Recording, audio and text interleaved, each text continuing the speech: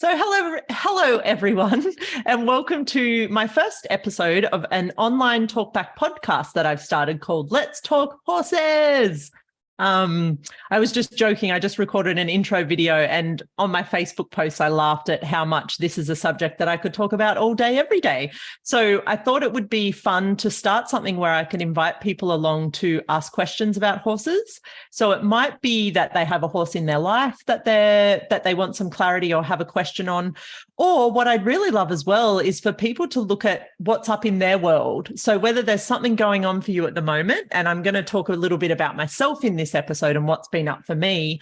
And then I would love to use horses to help facilitate you with whatever's going on in your life. And even though the horses aren't with us on this Zoom each time we do one of these, I'm fortunate enough to have two horses in my life that live with me at my house, and then many other horses around the world that I get to interact with as I travel for Access Consciousness classes and as a conscious horse, conscious rider facilitator. And the more I do that, I feel that my muscle of communicating with horses has increased. I feel that I have a sense of where they function from a lot more, and I'm still learning a lot about it as well.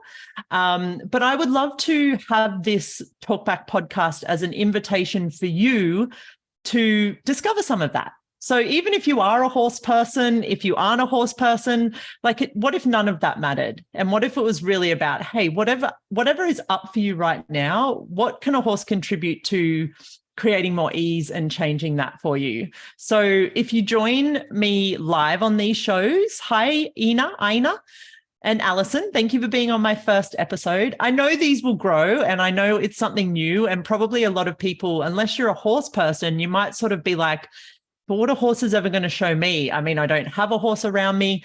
Please let me invite you on a little journey and let's see what shows up. Because for me, there's a world that horses exist in and have available to them that we also can have available to us, and that they are willing to share with us and invite us into. So that's my invitation really for these Talkback podcasts. You can submit questions before the podcast. You can come on live and ask your questions live, and hopefully, you get more of a sense of where horses can contribute to your world. So thank you for being here, and thank you for watching the replay in the future if you're not on live.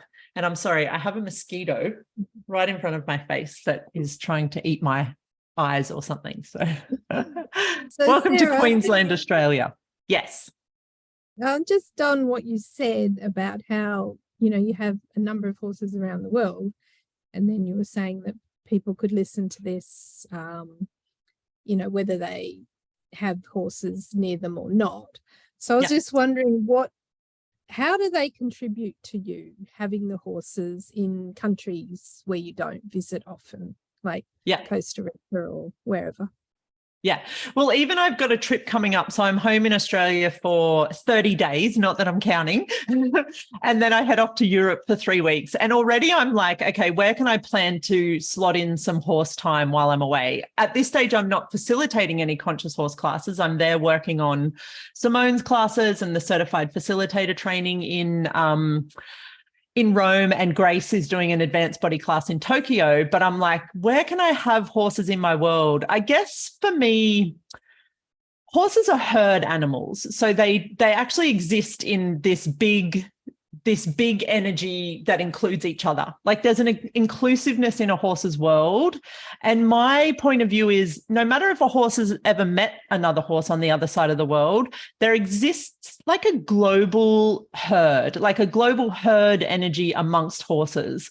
So whether you get around a horse in Australia or it's in the United States or somewhere in Europe or South America, you perceive right away how different horses are in different parts of the world, but there's still something about them that connects them all. And that's what I'm interested in discovering more of, like learning more about how they be with themselves, how they be with each other, and how they be with our planet. Like there's there's something, and I'm still learning. And this is why I'm on this journey with this podcast, on the journey of being a conscious horse, conscious rider facilitator, but on the journey as myself, Sarah Watt, to discover more about what horses can teach us, what their world has in it that is something that will open up something completely different for us. So it's kind of hard to put into words at this stage, but I just know, like I know in my deepest core of my being that there's something that they have that can contribute to me and us and this planet being different or better, or like whatever that is for you. So yeah, I guess it's something that I just know makes my life so much greater. Every time I'm around a horse, I walk away and in some way I've changed, and in some way I've become a greater version of myself. So that's also my invitation, is for you to discover if that's something that is also true for you. So yeah. So today I was with my horses. I had a riding lesson and I hung out with them and bathed them. And, my partner was here and we were playing with his horse as well. And I was looking at, I've got a lot going on in my world at the moment. There's a lot of change. There's a lot of stuff going on for me on a personal level, which I don't really know how to put into words, really. I just know there's a lot of sort of deep things within myself shifting and changing. A lot of things resurfacing from my childhood, like different sort of, I guess, energies and emotions and things coming up. So I felt a little bit, I've just spent 2 weeks in India and I facilitated a 2.5-day conscious horse, conscious rider class there, as well as another intro. But even just being in a place like India changes you a lot, and the horse has changed me a lot. And I've come home and I would say I'm a little discombobulated. I think that's the word, where I feel like I've sort of broken apart into sort of this mess of something. But it's not a bad thing. I'm not unhappy, but there's definitely this deep level of change going on in my world right now. And so I went with my horse today and I went up to him in the field to catch him. And I don't remember the last time he walked away from me when I went to catch him. And so I started straight away, like I don't, much less day by day do I go to conclusion about things. And I tend to now ask a question. So I tapped into the energy and just started looking at like how often we have this plan in mind about our day, about how something's going to turn out, whether it's like your whole day or something that's coming up at work, a meeting or a Zoom call that you're going on, or a conversation you need to have with a family member or a loved one or something like that. And we sort of already go to the next step before we even begin. So I started looking at like being present and relaxed. And just with this huge amount of change that's going on in my world, where that started to permeate through everything and be like, so no matter how much we have going on, how much change, how much uncomfortability, even the little things, even the small things like that conversation you need to have or whatever that might be, how much we've already gone to steps 2, 3, 4, 5, and 6 and moved out of being that really present and relaxed state with ourselves in the moment. And I think from a very young age, I've been that way. I've always been ready for the next step. I've always been ready to move on to the next thing. And there hasn't been many times in my life where I've just been quiet and still and in the moment. And that is something huge that horses have taught me. And like I was saying, every time I get around them, I feel like they show me a lesson. They're facilitating something with me. And it's not even intentionally. It's like they have this profound way to see into our worlds and know exactly what's required in that moment. And my horse, Ollie, he just kind of turned and it's not like he ran away from me, like kicking up in the air or anything. He just kind of looked at me and was like, nope, that's not happening right now. And I relaxed, and I actually took probably 15 minutes with him to catch him. Like, I guess my point of view with horses is I don't really want to catch a horse. I would rather a horse catch me, or that it be like a thing we do together. Like, how often do we see something and we're like, well, that person needs to come to my side of the fence. Like, they need to come over here and see where I'm functioning from in order for this to work out. And I guess catching a horse is quite a vulnerable position to be in, because especially here where I live, you know, I'm on a 3-acre, my horses are probably in like a 2.5-acre paddock. If they chose to, they could literally avoid me the whole day. They could live their lives never being caught. So, you know, you're walking out into the field with this thing in your hand that the horse knows what that means. And there's a huge level of vulnerability with the fact that you can't make that horse stand there. If they choose to, they can run away from you. So when he turned and walked away, it was like, okay, so what is Ollie showing me here that I haven't been willing to see? And I got this sense of like the places where I've already decided the outcome of something before I even begin. Like, because my plan was to catch him, to bath him, and then to do my riding lesson. Like, that was the plan in my head. And I already in my mind, and even though I know this, and any horse person you talk to knows this, you can't have a timeline with horses. You can't really have a plan, because they don't function from time and they don't function from plan. They function from horse. But, you know, I still did it. I still had this plan in my head, and I went to catch him. And when he turned and walked away from me, it was like, okay, now I need to make a different choice here. And I could have like gotten angry or offended but the other thing about horses is nothing's ever personal. They don't do things in order to offend you or to teach you a lesson, except for the facilitation that they have for you. So I literally took 15 minutes, and I could have then, like, because we know each other, we have a relationship, me and him, where I could have been like, oh, Ollie, you know, come on, it's time to have a bath. And I could have used force and gone and caught him, and he probably would have let me, because we have that much bond with each other where he trusts me to know, you know, everything will be okay. But instead of doing that, I took it as this place of like, okay, what is this horse showing me here? What is he showing me that I have in some ways been willing to look at, but in other ways really maybe been avoiding? And the same with what I was talking about before with these things bubbling to the surface in my life right now. It's like, well, where have I not been willing to actually be present with those things? Things that have probably been, you know, in my universe since a very young age, but rather than actually sitting with them and being still and being present and being relaxed, I'm always like, okay, well, I'll deal with that later, or I'll give myself some way to make it okay. So yeah, it was just this really cool moment where he was showing me, hey, like, what if you stopped right now and actually looked at what was going on? And so I took the time with him, and I approached him. I walked away. I approached him. I let him walk away. And then, you know, eventually we chose that was the time to be together and move off together.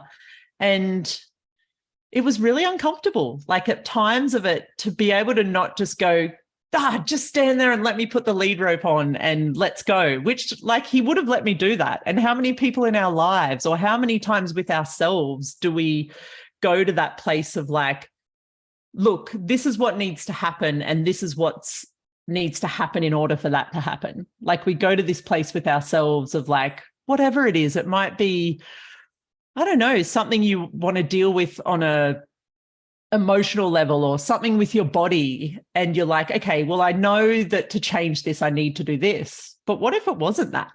What if, like, in the stillness and in the relaxation, you could ask a question?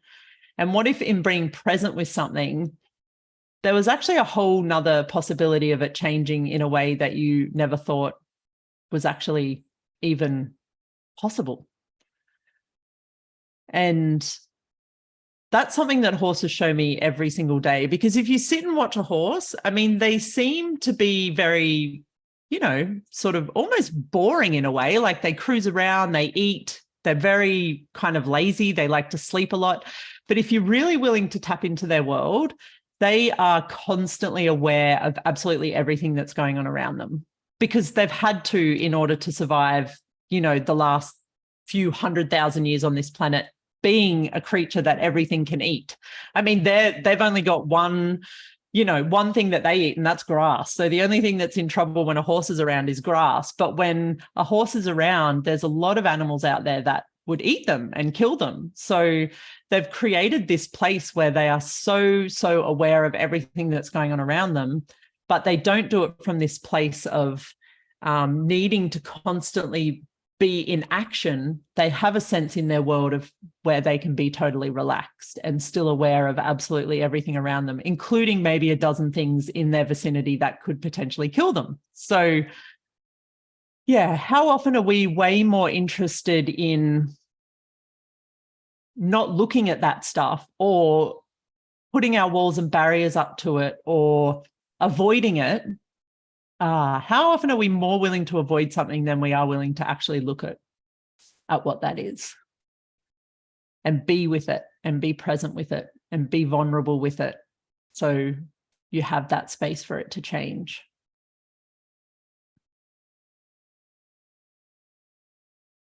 And I guess that was my lesson today from my horse. And, that was one of them. We then went on to do a ride together, and there were so many things that he showed me in the rest of the session as well. But it was really this place of like, hey, what if you just found the space and were willing to be present with whatever was going on for you, and from there could be more of an invitation for things to change, to show up differently, to show up in a way that you never expected them to, and for it to be total ease, joy, and glory. I just heard one of my horses outside go, like they were agreeing with me. So, I mean, that's really all I have for this episode, I think. And I'm totally happy for however these show up.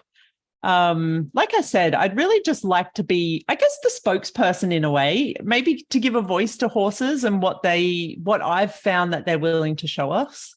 Also, I do definitely have an ulterior motive to get all of you to a Conscious Horse, Conscious Rider class at some point in your life with one of the amazing facilitators out there. There are a bunch of us teaching and facilitating these classes alongside the horses, and it's growing. So hopefully they start showing up in more places around the world. Because every time I see people step into these classes, I see them step away totally different, and I see the horses totally different. And not just the horses, but also the handlers of the horses. We just did a class in India where it was like a riding school where these horses are ridden by different people, like not a bunch of different people, but a few different people a week that have lessons on them. They don't really have an owner. They're kind of owned by the school, but they have these handlers that obviously care for them dearly. Like they love these horses, and they're really functioning from and are products of everything that they're for. So also during this class, we asked some questions and shifted some energies for the handlers as well. So it's this amazing world that I'm discovering with horses where everything's connected. Like the question you asked at the start, Alison, with, I don't even remember what your question was, but it brought up this energy of like this herd energy. And I think horses all share that, but I think they're also willing for us to be a part of it. And I guess that's really where I would love to spend more time, to function from more, and to also invite everyone else to come and play in as well. I remember someone said to me once, Sarah, are you more of a horse than a person? And I was like, what? And I know in Access Consciousness, we've got this thing where we've got human and humanoid, right? And if you've done any Access, you might have heard this before. And I won't go deeply into what that is right now, but basically it sort of talks about the different sort of ways people function on this planet. And then someone said to me, oh, but what if there were horsenoids? And I was like, wow.